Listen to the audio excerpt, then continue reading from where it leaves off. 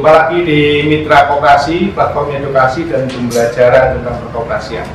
Hari ini kita akan berbicara tentang leadership atau masyarakat lebih mengenal dengan ilmu kepemimpinan, di mana itu adalah sebuah titik strategis bagi sebuah organisasi maupun usaha ataupun instansi-instansi.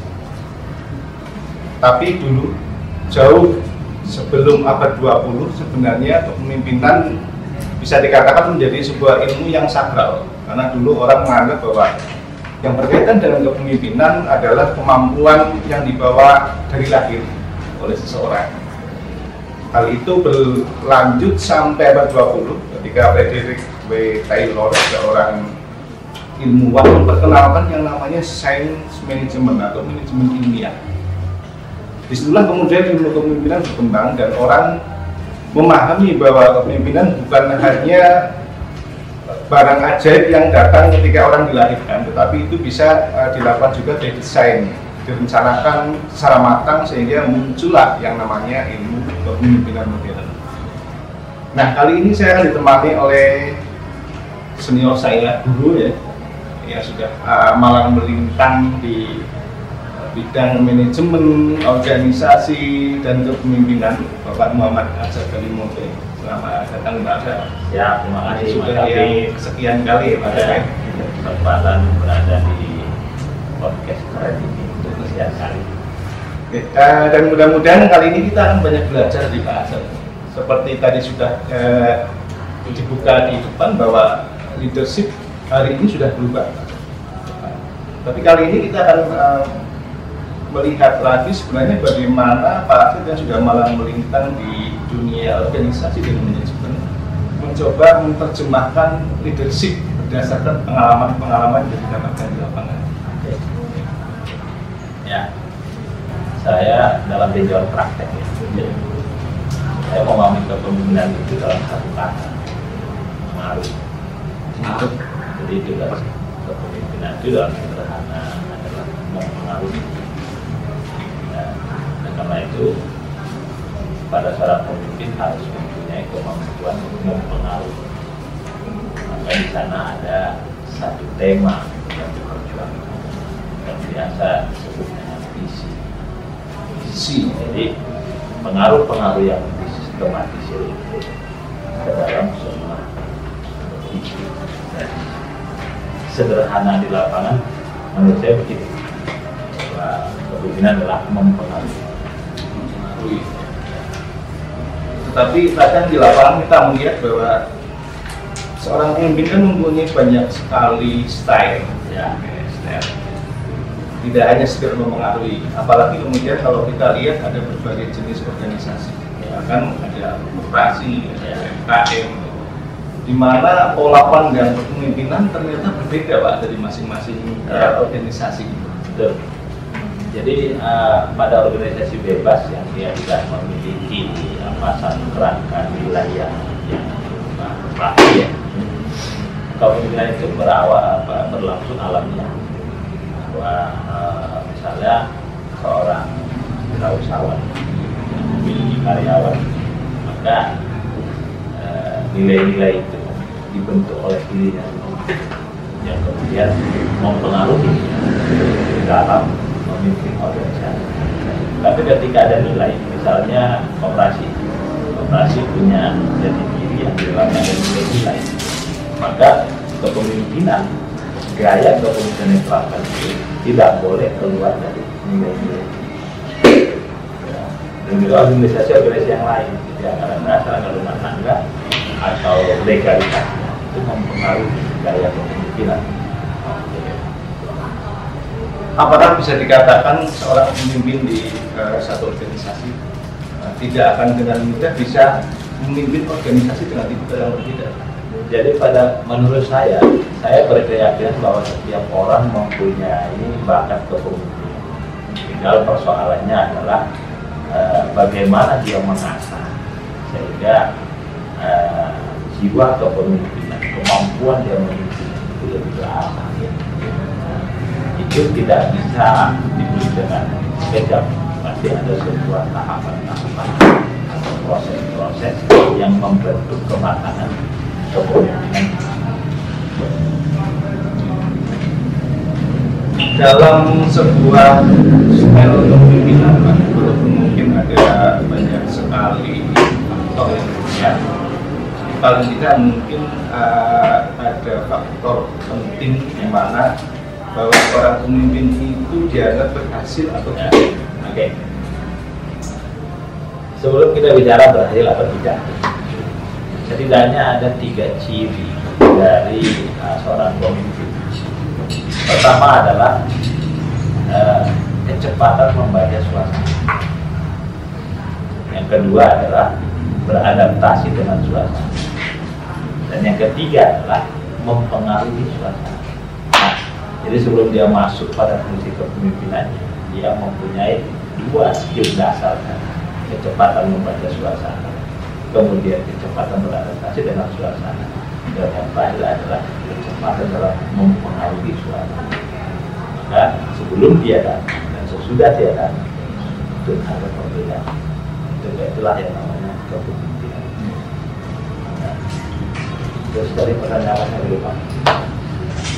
Pemimpinan yang dianggap orang itu berhasil.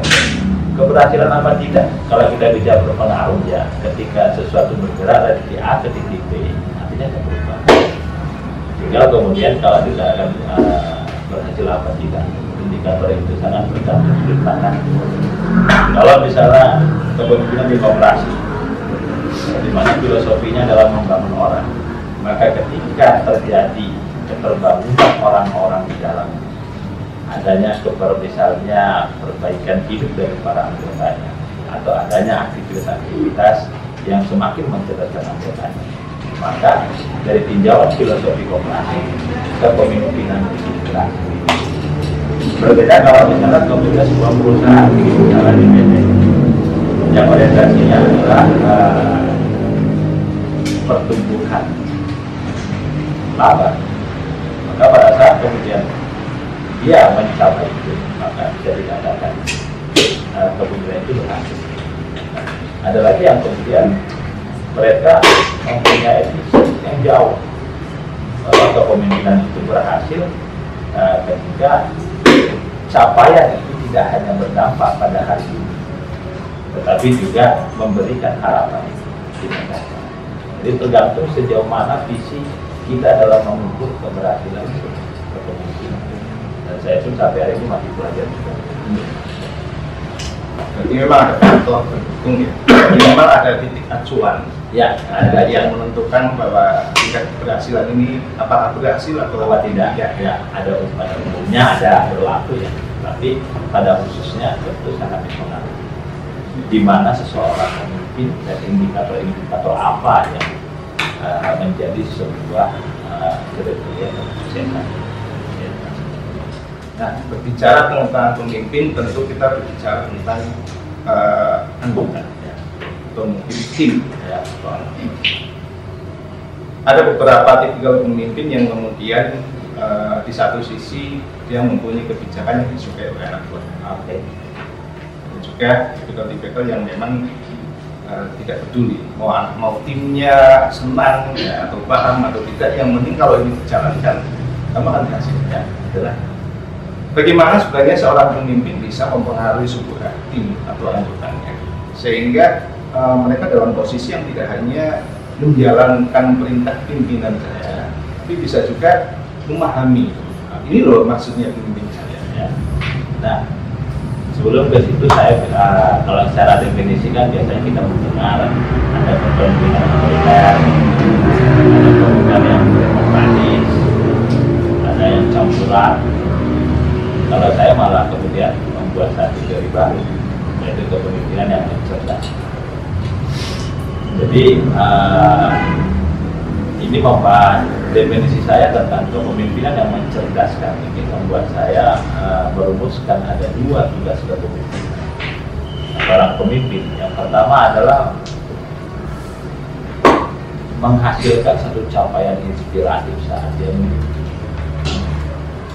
Tapi yang kedua, yang juga tidak jauh lebih berat juga adalah melahirkan pemimpin baru atau kader yang siap melanjutkan kepemimpinan, yang memiliki kemampuan menjaga capaian hari ini dan syukur-syukur bisa meningkatkan lebih.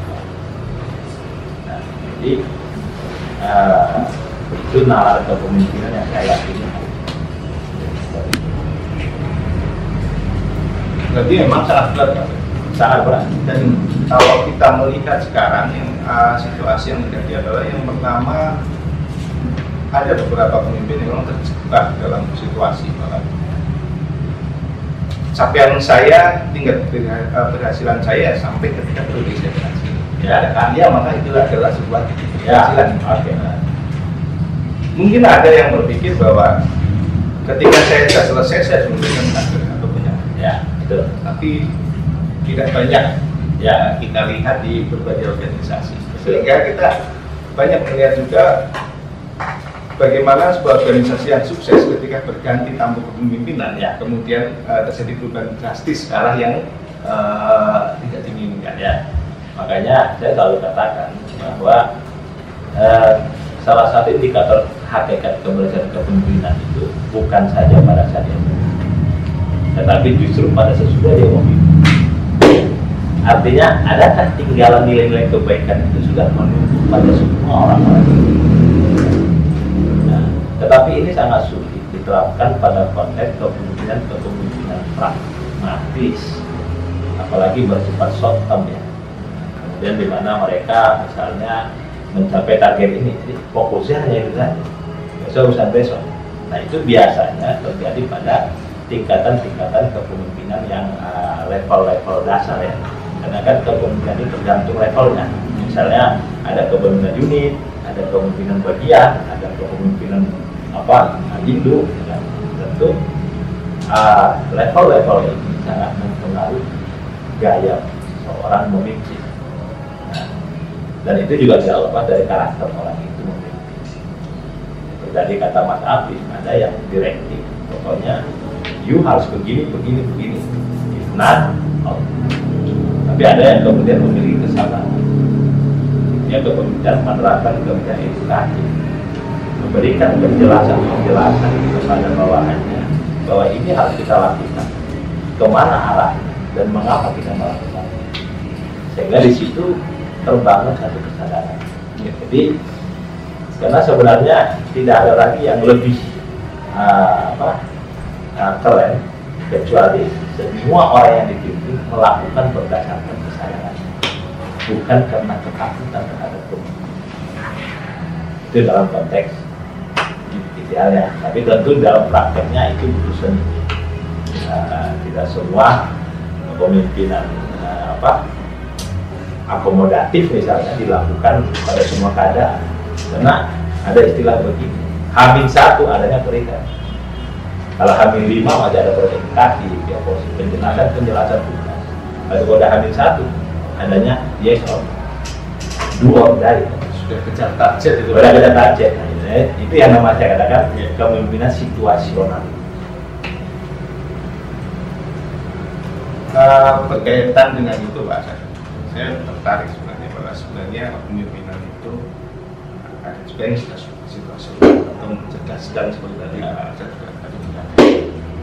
Nah yang terakhir ini Pak, sebenarnya ini untuk mungkin mitra koperasi yang pada saat ini posisinya menjadi seorang pemimpin. Oke. Bagaimana sih menjadi pemimpinnya? Oke. Wah ini berat pertanyaannya. Jadi yang tentu tidak ada lagi yang lebih canggih kecuali menjadikan ketauladan.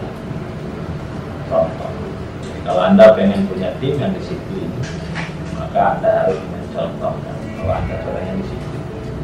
Ketika Anda pengen memacu kinerja itu, maka Anda pun harus menunjukkan bahwa Anda adalah seseorang yang bekerja keras dan bekerja cerdas. Nah, itulah kunci yang paling cepat. Kenapa? Karena kepemimpinan itu tidak lepas dari persoalan kewibawaan. Jadi kewibawaan seorang pemimpin sangat mempengaruhi efektivitas kepemimpinan. Itu yang kunci-kuncinya dalam konteks lapangan biasanya. menjadi contoh bagi timnya Pak. Ya, contoh bagi tim. Dan saya pikir itu sampai saat ini menjadi cara yang sangat efektif Pak. Betul. Karena akan sulit juga kita mengajarkan kepada tim kita untuk misalkan disiplin sementara pemimpinnya sendiri tidak Jadi disiplin. Minimal pemimpinnya nggak pernah tahu bahwa ada anak buahnya yang tidak disiplin. Karena dia beradanya telat. ya, itu. Terima kasih Pak Hasan, menarik sekali tentang kepemimpinan. Dan ada beberapa poin yang bisa saya tangkap. Yang pertama adalah memang kepemimpinan mempunyai banyak style, bisa berbeda di setiap titik tempat organisasi maupun jenis-jenis usaha. Tapi paling tidak ada dua yang bisa menjadikan acuan bahwa seorang pemimpin yang berhasil yang pertama adalah ketika dia menciptakan sebuah karya, karya positif. Dan yang kedua, dia bisa mencari pengganti. Berarti pada saat dia membentuk ya, bukan mencari. Membentuk ya, beda lah ya. Ada proses. Oke. Yang kedua adalah dia bisa membentuk, berarti ada proses kaderisasi. Ya. Yang bisa memunculkan seorang pemimpin minimal sama dengan dia atau bahkan bisa lebih tinggi lagi ya, untuk menciptakan capaian-capaian baru yang lebih bagus.